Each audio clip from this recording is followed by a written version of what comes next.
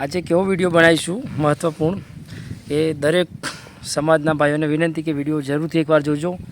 આ વિડીયો આપણો ફક્ત દરેક સમાજને લાગુ પડે ને દરેક સમાજનો શિખામણ મળે એવો વિડીયો છે. ખરેખર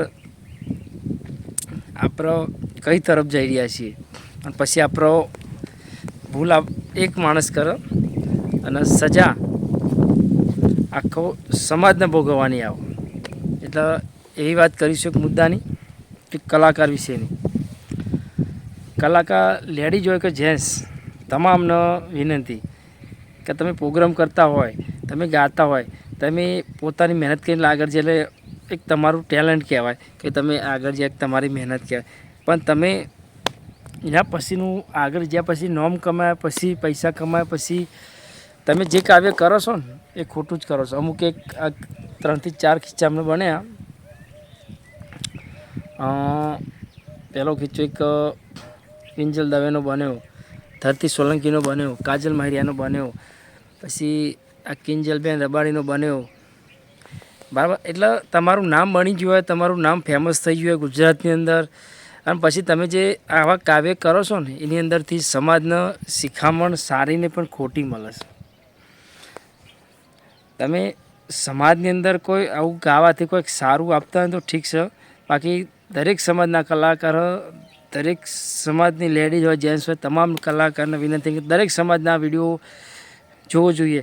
આ કલાકારો રહ્યા ને એક ખરેખર પબ્લિકનો અને આપણા બેન દીકરીઓનો, એક નવા યુવાનોનો કે નાના બાળકોને ખોટી અસર પાડે છે. કઈ રીતની તમે જુઓ કે આ લેડીઝ હોય જેન્ટ્સ છે કલાકાર, એક કોર્ટ મેચ કરી લે, મેરેજ કરીને પછી ભાગી જાય. અન્ય સમાજના દીકરા જરાકો એ કોઈ બીજા સમાજની હોય તો બીજા સમાજની અંદર જઈને અને લગ્ન કરે છે, ભાગી જાય છે. આવા કાવ્ય કરવાથી તો આપણી આવનારી પેઢી શું જોઈને શીખે? આપણી બેન દીકરીઓ પણ જો આવું જુઓ ને એટલે આવા સંસ્કાર શીખે. એટલે મારે દરેકને વિનંતી કે આ કલાકારો, આવા તમામ કલાકારોને માન આપવાની જરૂર નહીં, આવા કલાકારોને દૂર કરવાની જરૂર છે.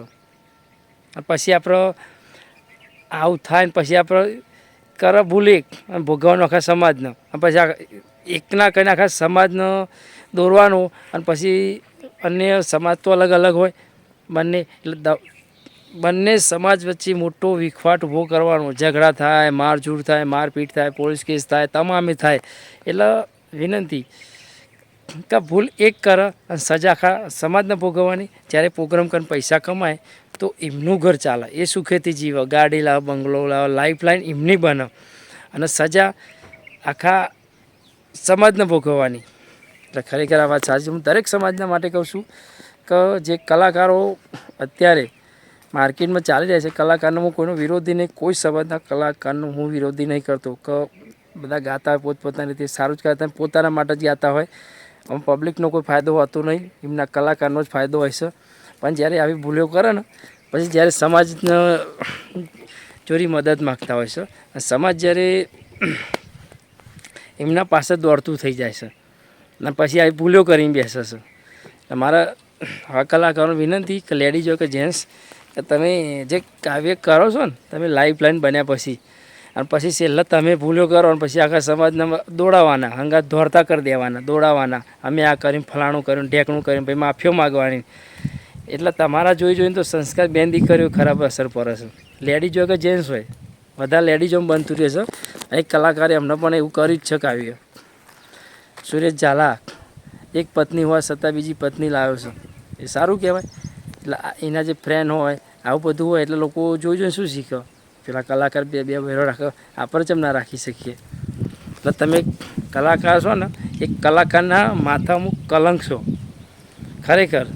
કારણ કે તમે સમાજને સુધારવાનું હોય, પબ્લિકને સારું મ્યુઝિક આપવાનું, સારું માર્ગદર્શન આપવાનું હોય, તમે જે કહો છો એનાથી કોઈક સારું શીખવા મળે એવું આપો. બાકી ખુદ તમે આવો કાવ્ય કરો અને પછી મોટી મોટી વાતો કરો કે અમે આવા ને તેવા, તમે પૈસા કરો ને પ્રોગ્રામ કંઈ પૈસા કમાવો ને તો કોઈ પબ્લિકને નહીં હાલી ચલાવતા કોઈનો ઘર, બરાબર? પછી ભૂલો કરીને તમે આખા સમાજને દોરો ગેરમાર્ગે, એ વસ્તુ ખોટી છે. હમણાં આ 3-4 લેડીઝો કલાકારમાં છે, બધા અલગ અલગ સમાજની છે, એમને અલગ અલગ સમાજમાં લગ્ન કર્યો છે, બરાબર. એ વસ્તુ ખોટી જ છે, કારણ કે ઘણી દીકરીઓ આપણી બેન દીકરીઓને અસર પડે. આ કલાકારોને જોવાનું, ગીતો વાપરવાનું, આ બધું જોવાનું, એમની પાસે ફ્રેન્ડ હોય એટલે કલાકાર જ આવો જો કોર્ટ મેચ કરતા ભાગી જાને પ્રેમ પ્રકરણમાં આવા લપેટાતા હોય ને આ ખુલ્લે એમ પબ્લિકને શીખવાડતો હોય તો કાલ ઉઠીને લેડી જો શીખવાની જ છે. પછી આપણે એમ કહે કે આ કર્યું પેલું કર્યું, આવું થયું, બેન દીકરી ભાગી જઈને આપણે પછી સીધા ઝઘડા ઉપર આવી જઈએ ને પોલીસ કેસ થાય ને મારપીટ કરવા લાગીએ ને. એટલે પહેલાંથી જ આ કલાકારોને મન આપીએ છીએ ને એ જ ખોટું છે.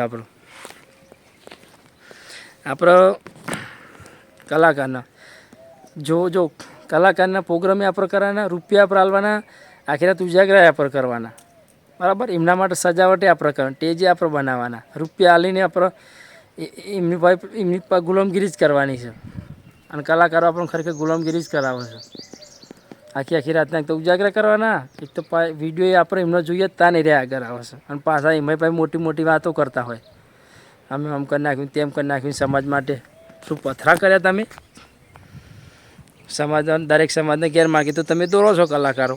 કલાકાર એટલે નરોકાર, સારો હોય તો કલાકાર, ને કહો કાર. ચોખ્ખું ફર્સ્ટ કહું છું, દરેકને કોઈ વિડીયો આખો જોજો એકવાર. દરેક સમાજની લેડી જો કલાકાર છે ને એમને કાવ્ય ખરાબ જ કર્યો છે. પ્રેમનો ગીતો ગાવાનો એક તો, અને પછી આવું નાહી જવાનું, ભાગી જવાનું, એટલે પછી પાછળની જે બેન દીકરી હોય ને એ ખરાબ અસર પડે તમારા કરીને તો. એટલે આવો કાવ્ય કરશો નહીં. ખરેખર તમારી લાઈફ લાઈન બની હોય ને તો એમાં ગો અને મોજ કરો અને પબ્લિકને મોજ કરાવો અને સારું માર્ગદર્શન આલો અને સારું સંસ્કાર આલો. તમારા જો સંસ્કાર આવા ભાગી જવાના, કોર્ટ મેચ કરવાના, નાહી જવાના હોય અને પછી ભાવ પાછો માફીઓ માગવાની, તો શું તમે સંસ્કાર હારા આપો? અને પછી સમાજને ગેરમાર્ગે દોરાવાનો, આખો સમાજ તમારે ભૂલ એક કરે આખા સમાજને કે દોડો તમે અમારા હંગાત ગમે તેમ. તમારા કંઈ કેટલાય લોકો માર ખાઈ જાય છે ખબર છે તમને? એકબીજા હોમોમી સમાજ અલગ અલગ હોય ને એટલે એમાં એકફાટ ઊભો થાય છે, હોમોમી તલવારો ઉડી જાય. કેટલાય તો એવી મારઝૂડ થઈ જાય ને તે લોકો મરી જાય છે. તમારે તો ચોય ગાયને એક બાજુ રૂપિયા કમાઈને સેટું રહેવાનું અને આખો સમાજ તમારા કરીને તો દોરાય છે. એટલે મારે દરેકને વિનંતી કે ભાઈ કલાકારો પાસે ખોટો ટાઈમ બગાડશો નહીં, પડશો નહીં. કલાકારોને ગેરમાર્ગેમાં દોરો છો, પહેલાં જેવું નહીં રહ્યું. પહેલાં આવો બધો ગીતો નહોતો, બધા ભક્તિ લાઈનનો ગીતો હતો, સાજી સમજણ આપતા હતા. અને અત્યારના કલાકારો બધા ગીતો ચેવો ગાય છે, મગજ ફાટી જાય ગીતો ગાય. પ્રેમ છે તો કોઈ ગીત જ નહીં હતું. હાથમાં છે વિસ્કીને, આંખોમાં છે પોણી, ગાડીમાં રતનપુર બોર્ડર જવાની. તારા ઘેર એકવાર તો ગાડી લઈને આવી જવું, રતનપુર નહીં જ્યાં જેવું. 5 વાગ્યાને પગ મારા ધ્રુજે. શું કરે ધ્રુજ? તારા પગમાં એક લાકડી મિલવાની તારા પગ ધ્રુજ એકવારના. ખરેખર ગીતો તો જો તું મારીને તો કોઈ નહીં તક નહીં. તારા બાપની તારી માહે નહીં થઈ હોય, તું મારીને જ કોઈની નહીં. આવા સોંગો ગઈને તો તમે પબ્લિકને કેનલોમાં પર આવ્યા. આ યુવા પેઢીથી ને આજકાલની એ આવું વાપરી પ્રેમ પ્રકારમાં તો કેનલોમાં પર મળીને ઘરા ફાંસો ખાવા માંડ્યા તમારા આવા ગીતો અભરીને તો. એટલે મારા દરેક કલાકારને વિનંતી, અને વિડીયો તું ત્યાં જોજો ને પોકારજો કે ભાઈ આવા ગીતો ગાનો બંધ કરો. અમને પેલું ગીત આવી નોનસેક ઢબુરીવાળું હતી મારી એક નોનસેકડી ઢબુરી મોજરી ઓખોવાળી. તમારે પબ્લિકને સારું શીખવણ આપવાનું કે આવા સંસ્કાર શીખવાડવાના છે? દરેકને વિનંતી કે ભાઈ કલાકારના મહત્ત્વ ના આલશો. જો તમારી આવનારી યુવા પેઢીને સુધારવી હોય તો તમામને વિનંતી કે બેન દીકરી હોય તો ચોખ્ખરથી જ વ્યાહ કર કે તારા ગાવ જ ગાજો. આવા કોઈ પણ પ્રકારના ખેલ કરે ને તો ચાલશે નહીં, બરાબર. એકવાર ઇજ્જત જતી ને ભાઈ પાછી નહીં આવતી. અને સમાજમાં કેટલા વિખવાટ મોટા ઉભા થાય છે એમને ખબર નહીં હોતી. એમને તો ખાલી આ બધી ભૂલો કરીને પેલે જતું રહેવાનું, ઘેર બેસી જવાનું માફીઓ માગીને, પણ એ વિખવાટ છે આને બંધ નહીં થતો. એટલે દરેકને મારી 2 હાથ જોઈને વિનંતી કરું છું કે ભાઈ આવી ભૂલો કરશો ને. હું કોઈનો દુશ્મન, હું દરેક સમાજના અંદર રહું છું અને હાલે કનેક્ટેડ છું દરેક સમાજના ભાઈઓ. તો મારા ઘણા બધા મિત્રો છે દરેક સમાજના. આપણે એવું નહીં કહેતા કે દરેક કોઈ સમાજના દુશ્મન છે. આપણે બધા સમાજ સાથે હળી મળીને જ રહેવાનું છે. આ તો કલાકારો ખોટા ગેરમાર્ગે દોરાવે છે અને સમાજ એકબીજા સમાજની અંદર ખોટા ઝઘડા ઊભા કરાવે છે. એટલે મારા વિડીયો બનાવવો પડ્યો અને દરેક આ વિડીયો જરૂરથી એકવાર જોજો. જય માતાજી, જય દ્વારકાધીશ, જય રામાપી, જય વિહેતમાં.